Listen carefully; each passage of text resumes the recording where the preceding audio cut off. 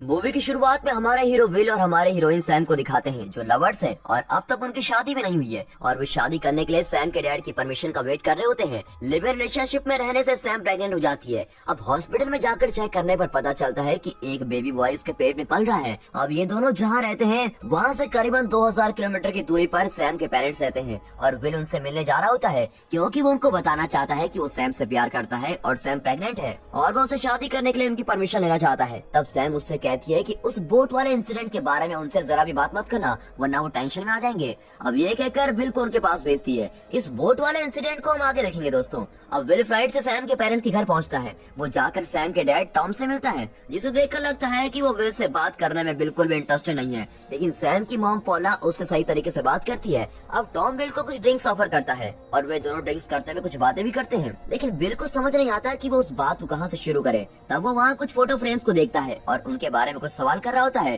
फिर अचानक उसकी नजर एक बोट टॉय पर जाती है और वो उसको लेकर कहता है कि इस बोट को तो मैं कभी नहीं भूल सकता। और इस तरह जिस टॉपिक को सैम ने डिस्कस करने से मना किया था वो उसी बात को कह देता है। इस पर टॉम उसको डांटते हुए कहता है कि उसे तुम हाथ मत लगाना, जो ओरिजिनल बोट के साथ हुआ था वो इस बोट के साथ नहीं होना चाहिए, उसे वहीं रख दो। अब विल उसको नीचे रख देता है। एक्चुअली कुछ सालों पहले विल और टॉम एक साथ टॉम के उस बोट को लेकर सी में घूमते फिरते थे और तब एक दिन पब से ड्रिंक्स लेकर विल ने नशा किया और नशे में उस बोट को चलाया था और एक्सीडेंटली वो बोट पानी में डूब गई थी। अब इसीलिए उस बोट की याद में टॉम ने उसके जैसा दिखने वाला एक टॉय बना रखा था और विल के चलाने से वो बोट डूबी थी, इसलिए वो विल पर नाराज रहता है। अब डिनर करते समय टॉम कहता है, देखो विल, मेरा एक बेटा और बेटी है, मैंने अपने बेटी की शादी तो करा दी है, लेकिन उसके पहले मैंने मेरी डॉटर इन लॉ के सामने कंडीशन रखी थी, अगर आगे कोई प्रॉब्लम हो जाए तो मेरी प्रॉपर्टी वो क्लेम नहीं कर सकती है और मैंने उससे एक एग्रीमेंट पर साइन भी करवा कर रख लिया था और इसीलिए अगर तुम्हें मेरी बेटी से शादी करनी है तो तुम्हें भी ऐसे एग्रीमेंट पर साइन करना होगा। मेरी प्रॉपर्टी सिर्फ मेरी बेटी की है और मैं तुमको उसका कुछ भी हिस्सा नहीं दूंगा। तब विल कहता है कि मुझे आपकी प्रॉपर्टी की कोई भी जरूरत नहीं है क्योंकि मैं इतना अच्छा कमा लेता हूँ, आपको तो पता ही है कि मैं एक लॉयर हूँ। लेकिन इस पर टॉम कहता है, लेकिन तुम तो 6-7 महीनों से घर में बैठे हो, वो भी बिना नौकरी के, और मेरी बेटी ने ही तुम्हारे सारे एक्सपेंसेस को संभाला था। अब ये सुनकर विल टॉम को गुस्से में कोई जवाब देता है। अब ये सब देखकर दोनों के बीच में आर्गुमेंट्स ना हो इसलिए पॉला विल से कहती है, दामाद जी आप नशे में कुछ भी बोल रहे हैं, प्लीज यहाँ से चले जाओ। अब वहाँ कोई झगड़ा ना हो इसलिए वो उसको होटल में जाकर स्टे करने को कहती है। फिर वो होटल में जाकर सो जाता है और अगले दिन सुबह लेट उठता है और सैम ही उसको कॉल करके जगाती है। सैम उससे कहती है कि तुम्हें पता है कि अब टाइम क्या हुआ है, और इससे विल भी अरे मेरी फ्लाइट का समय हो गया है कहकर हड़बड़ी में उठकर रेडी होता है। अब वो सैम के साथ वीडियो कॉल में बात कर रहा होता है। तब अचानक सैम के एंड से कुछ आवाजें आती है और विल उससे पूछता है कि ये आवाज कहाँ से आ रही है, और सैम कहती है हाँ कुछ अजीब आवाजें आ रही है, होल्ड करो मैं चेक करती हूँ। फिर वो कहती है यहाँ कुछ गड़बड़ है, किसी की चीखने की आवाज आ रही है। तब अचानक सिग्नल कट जाता है और कॉल कट हो जाती है। फिर वो सैम की फिक्र करते हुए जल्दी जल्दी में एयरपोर्ट पहुँच जाता है। अब सैम सेटल नाम की सिटी में रहती है। अब एयरपोर्ट पहुँचते ही विल देखता है कि सेटल में जाने वाली सभी फ्लाइट्स को एक ही समय पर कैंसिल कर दिया जाता है। फिर वो टीवी में चल रहे न्यूज को देखता है, उसमें कहा जाता है कि कुछ तो प्रॉब्लम्स हुई है, लेकिन वो असल में क्या है इसकी किसी को कोई भी खबर अभी तक नहीं मिली है। और ये कहते ही टीवी के चैनल्स भी बंद हो जाते हैं। इतना नहीं, सभी लोगों के सेल फोन्स भी काम करना बंद कर देते हैं और सिग्नल भी नहीं मिलता। और ऐसी सिचुएशन में विल को समझ में नहीं आता कि वो क्या करे। फिर वो एयरपोर्ट के बाहर जाकर एक कार वाले से लिफ्ट मांगता है और वो इंसान उसको मना कर देता है। फिर वो उसे 10,000 यूरो देने की बात करता है, तब वो लिफ्ट देने के लिए मान जाता है। अब विल कार में बैठकर टॉम को कॉल करके कुछ बातें करता है और फिर वो टॉम के घर में पहुंच जाता है। वहाँ टॉम और पॉला अपने लगेज को पैक कर रहे होते हैं। अब सैम को पता नहीं क्या हुआ है, इसकी खबर न होने पर उसको बचाना होगा। ये सोचकर विल और टॉम डिसाइड करते हैं कि वो दोनों उसको ढूंढने जाएंगे और वे पॉला को टॉम के बेटे के घर पर छोड़ने का प्लान करते हैं। अब ऐसा डिसाइड करते ही वहाँ आर्मी के 2 जेट्स उड़ते हुए नजर आते हैं और वे समझ जाते हैं कि जरूर कुछ तो गड़बड़ है, इसलिए आर्मी से जेट भी भेजा गया है। फिर वो पॉला को उसके बेटे के घर भेजकर दोनों कार लेकर सैम को ढूंढने के लिए निकलते हैं। अब रास्ते में गाड़ियों की लंबी लाइन लगी होती है और किसी तरह से वो सिटी के बाहर पहुंच जाते हैं। फिर गाड़ी में पेट्रोल भरने के लिए वेट कर रहे होते हैं। तब टॉम कहता है कि मैं कुछ खाना लेकर आता हूँ, तुम पेट्रोल भर दो। और विल गाड़ी में पेट्रोल भरकर कई छोटे कैंस में भी पेट्रोल भर देता है क्योंकि उन्हें करीब 2000 किलोमीटर तक गाड़ी चलानी है। तब वह एक लड़की आकर उनसे लिफ्ट मांगती है और विल कहता है नहीं मैं बहुत बिजी हूँ। तब वो उसके साथ आर्ग्यू करना शुरू करती है और कहती है कि मेरे साथ इस तरह बदतमीजी से कैसे बात कर सकते हो तुम। ये सुनकर वहाँ एक गुंडों की गैंग पहुंच जाती है और वो विल को धमकाकर उसके पैसे मांगने की कोशिश करते हैं। वे कहते हैं पैसे दो वरना तुम्हारी कार को हम तोड़ देंगे, और फिर विल भी कहता है नहीं नहीं मैं पैसे देता हूँ। लेकिन तब तक टॉम वहाँ पहुँच जाता है और उनसे पूछता है कि भाई प्रॉब्लम क्या है। तब वो गैंग उसे भी धमकाती है और टॉम कहता है कि हाँ मैंने डिक्की में पैसे रखे हैं। टॉम एक मिलिट्री ऑफिसर हुआ करता था, इसलिए वो हमेशा अपने साथ एक गन रखता है। अब वो कार की डिक्की में से गन लेकर आता है और उसे दिखाकर उन गुंडों की गैंग को भगा देता है। फिर दोनों कार में बैठकर वहाँ से निकलते हैं। तब विल टॉम से पूछता है कि आपने उनसे पहले क्यों नहीं कहा कि कार में गन है। इस पर टॉम कहता है कि बेटा अगर कह देता तो कार को लेकर वो चले जाते और फिर सैम को हम कैसे ढूंढते। अब आगे जाते ही सिटी के बॉर्डर पर कई गाड़ियाँ रुकी होती है और मिलिट्री ऑफिसर उन्हें बॉर्डर क्रॉस करने नहीं देते। तब टॉम उनसे बात करता है और अपने मिलिट्री के कागज को दिखाकर और अपने मिलिट्री इन्फ्लुएंस को दिखाकर उनको कन्विंस करता है। फिर वे ऑफिसर्स भी सिर्फ टॉम की गाड़ी को बॉर्डर क्रॉस करने के अलाउ करते हैं और वे भी आगे चलकर अपनी कार को तेजी से चलाते हैं। अब जाते समय वो एक चलते हुए मिलिट्री ट्रेन को देखते हैं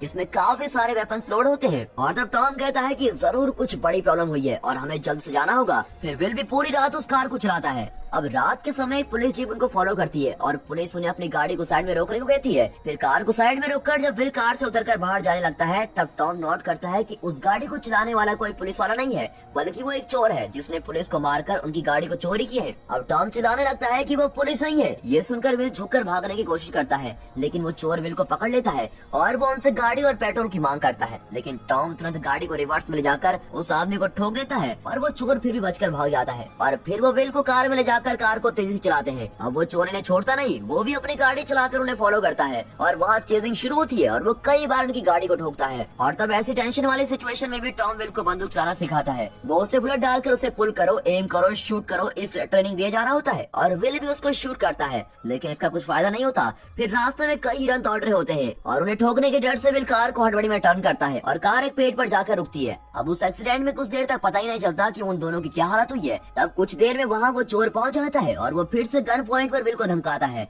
और टॉम उसके पीछे से आकर उस चोर के सर पर पत्थर से मारकर खत्म कर देता है। अब क्योंकि इनकी कार भी बिगड़ गई है इसलिए वे उस पुलिस जीप के साथ अपनी कार को चेन से जोड़ देते हैं और जीप को चलाते हुए आगे बढ़ते हैं। फिर रास्ते में वो एक मैकेनिक शॉप को ढूंढ लेते हैं और वहाँ की लेडी मैकेनिक रिकी से उनकी कार को ठीक करने के लिए रिक्वेस्ट करते हैं और वो भी पैसों के बिना उनकी हेल्प करती है। वो कार को रिपेयर कर देती है। अब पता चलता है कि रिकी की देखभाल करने वाला इंसान उसका असली बाप नहीं है, वो एक बहुत ही अब्यूसिव टाइप का इंसान है और रिकी भी मजबूरन उसके साथ रह रही होती है। अब दिखाते हैं कि आसमान में कई बर्ड्स एक साथ इकट्ठा होकर कुछ अजीब तरीके से बिहेव कर रहे होते हैं। फिर पता चलता है कि उस एक्सीडेंट की वजह से टॉम की बॉडी में कुछ बोन फ्रैक्चर हुआ होता है और उसकी कमर में काफी पेन होता है लेकिन ये सब सहन करते हुए वो अपनी बेटी को बचाने की पूरी कोशिश में लगा हुआ है। अब वो रिकी को अपने साथ चलने को कहते हैं क्योंकि आगे जाते समय गाड़ी फिर से खराब होने के चांसेस है। वो उसे कहते हैं कि तुम यहाँ उस अब्यूसिव इंसान के साथ क्यों रह रही हो, तुम हमारे साथ क्यों नहीं चलती और हम तुमको वहाँ एक अच्छी नौकरी भी दिला देंगे। तब रिकी उनसे कहती है कि मैं तो आपको जानती भी नहीं हूँ और ऊपर से आप इस पुलिस जीप को चला कर ले आए हो, कहीं आप लोग चोर तो नहीं है। इस पर टॉम कहता है कि नहीं मेरा नाम टॉम है और ये मेरे दामाद विल है, हम दोनों मेरी बेटी को बचाने जा रहे हैं, तुम्हें अगर भरोसा है तो तुम हमारे साथ आ सकती हो, मैं तुमको 40,000 यूरोज दूंगा। फिर वो कहती है नहीं मुझे 1 लाख यूरो चाहिए और फिर वो दोनों भी राजी हो जाते हैं और वो अपने मैकेनिकल टूल को साथ लेकर उनकी गाड़ी में बैठती है और वो निकल पड़ते हैं। अब जाते समय विल टॉम से कहता है कि यहाँ रास्ते में मेरी फ्रेंड मैक का घर है और वो सिर्फ मेरी नहीं बल्कि सैम की भी अच्छी दोस्त है, हम अगर उसके घर जाएंगे तो कुछ हेल्प मिल सकती है। और ये कहकर वो गाड़ी चलाता है और तब अचानक सामने से एक गाड़ी आती है और गलती से उसको ठोक देता है और फिर से एक्सीडेंट हो जाता है और इससे दूसरी कार में कुछ लोग मर जाते हैं। फिर वो देखते हैं कि वहाँ एक आदमी जिंदा है। तब टॉम कहता है कि यहाँ आसपास कोई हॉस्पिटल नहीं है और ये आदमी आधे घंटे तक ही जिंदा रह सकता है और हॉस्पिटल के डिवाइसेस भी काम नहीं करेंगे तो इसको वहाँ ले जाकर कोई फायदा नहीं है, इसलिए इसको यहीं छोड़ दो और हम निकलते हैं। अब ये कहते ही वो विल को गाड़ी में बैठने को कहता है और दोनों गाड़ी में बैठ भी जाते हैं लेकिन रिकी उस आदमी को बचाना होगा ये कहते हुए वहीं पर रुक जाती है और तब सामने से दूसरी कार आकर रुकती है और उसमें से कुछ गुंडे आकर बाहर निकलते हैं। तब उनसे बचने के लिए वे जल्दी से अपनी गाड़ी को स्टार्ट करता है और साइड से चला रहा होता है। तब टॉम कहता है कि हम ऐसे रिकी को छोड़कर नहीं जा सकते, वो लोग उसे कुछ कर देंगे तो गलत हो जाएगा और रिकी भी उन गुंडों से छुपकर भाग कर आती है और कार में बैठ जाती है। अब किसी तरह ये एस्केप होकर वहाँ से निकलते हैं। अब आगे जाते समय गांव के बाहर लोगों ने उस गांव के एंट्रेंस को ब्लॉक कर दिया होता है। असल में हुआ यह था कि उस गांव में चोर इजीली अंदर जाकर वहाँ चोरी करने लगे थे और इसीलिए वहाँ के लोगों ने उस गांव को ब्लॉक कर रखा है ताकि कोई चोरी न कर सके। तब वहाँ का पुलिस वाला उनकी कार को रोककर विल से कहता है कि देखो भाई, इस गांव में ना पेट्रोल है और ना ही पानी, और यहाँ पर तुम्हें कुछ नहीं मिलेगा, तुम वापस चले जाओ। तब विल कहता है नहीं सर, यहाँ मेरी बेस्ट फ्रेंड रहती है और हम सब उससे मिलने आए हैं। आप चाहे तो आप अपने आदमी को हमारे साथ भेज सकते हैं ताकि आपको पता चल जाए, हम झूठ नहीं कह रहे हैं। इस तरह से वो उस पुलिस वाले को कन्विंस करता है और वो पुलिस वाला भी 4 आदमियों को उनके साथ भेज देता है, ये चेक करने के लिए कि वो सच कह रहे हैं या झूठ। फिर जब वो मैक के घर पहुँचते हैं तब मैक भाग कर आकर विल को हक कर लेती है और ये देखते ही पुलिस वाले चले जाते हैं। अब मैक कहती है कि उसका हस्बैंड पास वाले गाँव में गया था लेकिन अभी तक वापस नहीं लौटा और वो इससे टेंशन में आकर रोने लगती है। फिर भी वहाँ से जरूरी पेट्रोल, ड्रिंकिंग वाटर, खाने के आइटम सभी कुछ पैक करते हैं और मैक को कहते हैं डरो मत, तुम्हारा हस्बैंड जल्दी वापस आ जाएगा। अब वो रास्ते में कोई सर्कस ग्राउंड जैसी जगह को देखते हैं और वहाँ जाकर कुछ जरूरी चीजों को लेकर अपनी जर्नी को कंटिन्यू करते हैं। फिर आगे जाते समय एक जंगल दिखता है जहाँ आग लगी होती है और काफी सारे लोग अपने घरों को खोकर अपना सामान लेकर चलकर जा रहे होते हैं। अब उन्हें क्रॉस करके आगे जाते समय वह एक ओल्ड लेडी कहती है मुझे बचाओ मुझे बचाओ, और उसको देखकर विल कार से उसकी हेल्प करने के लिए उतरता है। तब टॉम उसको रोकते हुए कहता है नहीं विल, तुम वहाँ मत जाना, हमें अपने काम पे ध्यान देना चाहिए। लेकिन विल उतरकर उस लेडी से बातें करने लगता है और तभी अचानक उस लेडी के पीछे से एक आदमी आकर विल को बंदूक दिखाकर उनकी गाड़ी और उनके पास होने वाले सारे पेट्रोल की मांग करते हैं और वो विल को मारता भी है। और फिर टॉम विल को बचाने के लिए गन लेने के लिए जाता है लेकिन उसकी कमर में जोर से पेन होने के कारण वो गन निकालते समय वहीं गिर जाता है और वो विल को नहीं बचा पाता। अब वो चोर उन पेट्रोल से भरे छोटे कैन को लेकर गाड़ी में बैठकर वहाँ से जाने लगता है। तब विल उससे रिक्वेस्ट करता है कि भाई एटलीस्ट एक कैन तो हमको दे दो, लेकिन वो चोर वहाँ से निकल जाता है। अब पेट्रोल के बिना ये गाड़ी इतनी दूर तक कैसे चलेगी, इसलिए अब ये तीनों कार में बैठकर उस चोर को फॉलो करते हुए जाते हैं और उसकी गाड़ी के टायर को शूट करते हुए पंचर कर देते हैं। अब उसकी गाड़ी भी पलट कर नीचे गिर जाती है और वहाँ फायर ब्रेक होने लगती है।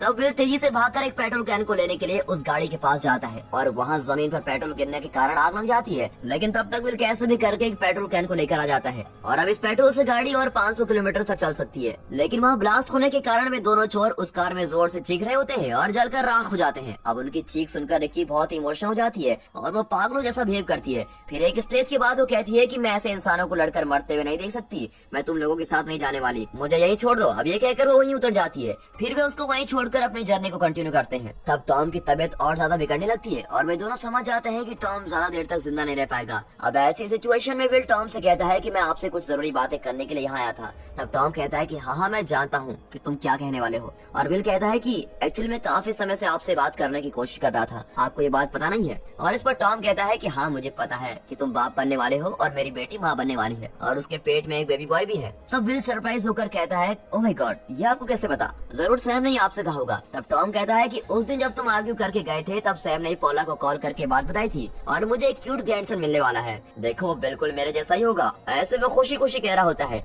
और तब जाकर विल को चैन मिलता है क्योंकि इतनी देर से विल यही सोच रहा था कि अगर वो ये बात कहेगा तो टॉम कैसा रिएक्ट करेगा। लेकिन अब सब कुछ ठीक हो जाता है। फिर विल टॉम से सैम से शादी करने की परमिशन ले लेता है और टॉम कहता है कि तुम मेरी बेटी को बचाने के लिए बहुत ही काबिल इंसान हो और तुम एक भले इंसान भी हो और मेरे दामाद बनने लायक भी हो। और ये कहते कहते वो बेहोश हो जाता है और फिर वो अपनी आंखें नहीं खोलता लेकिन वो कुछ बड़बड़ाता रहता है। अब आगे एक ब्रिज आता है और इनकी कार के आगे और पीछे 2 कार आकर रुकती है और साइड में एक बाइक भी आकर रुकती है और उन गाड़ियों में से कई गुंडे उतरते हैं। तब टॉम उससे कहता है कि कार को रिवर्स लेकर चलो और विल भी कार को रिवर्स लेता है और बड़ी तेजी से चलने लगता है। लेकिन वे बाइकर गैंग उन्हें फॉलो करने लगते हैं और तब विल उन दोनों बाइकर्स को शूट कर देता है। अब आगे और पीछे से 2 गाड़ियां आकर इनकी कार को ठोकने का ट्राई करती है और तब टॉम अपने पेन को सहन करते हुए धीरे से अपनी गन को हाथ में लेकर एम करता है और विल से कहता है कि मैं बोलूंगा तभी तुरंत गाड़ी को टर्न कर देना। अब ये कहते ही वो एक पॉइंट पर गाड़ी को टर्न करता है और चांस मिलते ही टॉम उस कार को शूट कर देता है। फिर विल जल्दी से अपनी गाड़ी को उस गैप से होकर आगे लेता है और फिर विल खुश होकर कहता है थैंक गॉड हम बाल बच गए। लेकिन फिर वो टॉम को देखता है तो टॉम मर चुका होता है।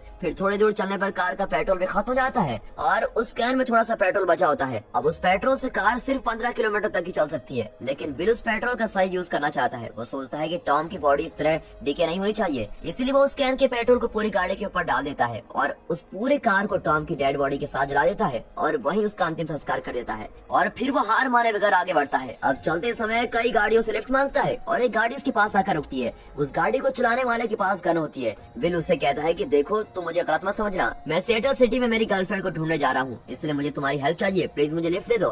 तब वो आदमी कहता है कि अपनी गन मुझे दे दो और फिर मैं तुमको लिफ्ट दे दूंगा। और विल भी उसे अपनी गन देता है। फिर वो गाड़ी में बैठता है और देखता है कि पीछे उस आदमी की वाइफ और बेटी बैठी हुई है। अब विल सोचता है कि इसने गाड़ी को रोककर मुझे लिफ्ट क्यों दी, जरूर कोई तो बात होगी। असल में वो आदमी लगभग 18 घंटों से लगातार गाड़ी को चला रहा होता है और अब उसे बहुत थक लग रही थी, इसलिए उसको किसी आदमी की जरूरत थी, इसलिए उसने विल को लिफ्ट दी ताकि वो गाड़ी चला सके। फिर विल उसे कहता है कि रास्ते में मेरे डैड का घर है, हम वहाँ चल सकते हैं। और वहाँ पहुँचकर वो डोर से हेलो हेलो चिल्लाता है, लेकिन कोई रिस्पॉन्स नहीं मिलता। फिर वो घर की चाबी एक फ्लावर पॉट के अंदर से निकालकर डोर ओपन करता है और फिर वो उन्हें ऊपर वाले कमरे में लेकर जाकर रेस्ट करने को कहता है। फिर वो किचन में जाकर देखता है तो वहाँ पर 10-15 दिनों तक चलने वाला खाने का सामान होता है। वो उनसे कहता है कि ये सभी आइटम्स आप लोग यूज कर सकते हैं और यहाँ एक पुरानी गाड़ी भी है और तुम उसे रेडी करके उसे भी ले सकते हो, और आप लोगों के लिए थोड़ा सा पेट्रोल भी मैंने उस गाड़ी में भर कर रखा हुआ है। यहाँ आपके लिए सारी सुविधाएं हैं और आप लोग यहाँ आराम से रह सकते हो। मुझे सेटल सिटी जाना है और सिर्फ 15 दिनों के लिए आपकी गाड़ी की जरूरत है और 15 लीटर पेट्रोल की भी जरूरत है, प्लीज मेरे लिए इतना कर दो। वो भी इसके लिए राजी हो जाते हैं। फिर वो अपनी गन को साथ लेकर निकलता है और उस गन में सिर्फ एक ही बुलेट बची होती है। फिर वो गाड़ी चलाकर काफी दूर तक जाता है और वो एक समुद्र के किनारे पहुंच जाता है। तब वो सेटल सिटी को पूरी तरह से जलकर राख होते हुए देखता है और हर जगह से धुआं निकल रहा होता है, लेकिन उस सिटी तक पहुंचने के लिए उसे एक ब्रिज को क्रॉस करना होगा।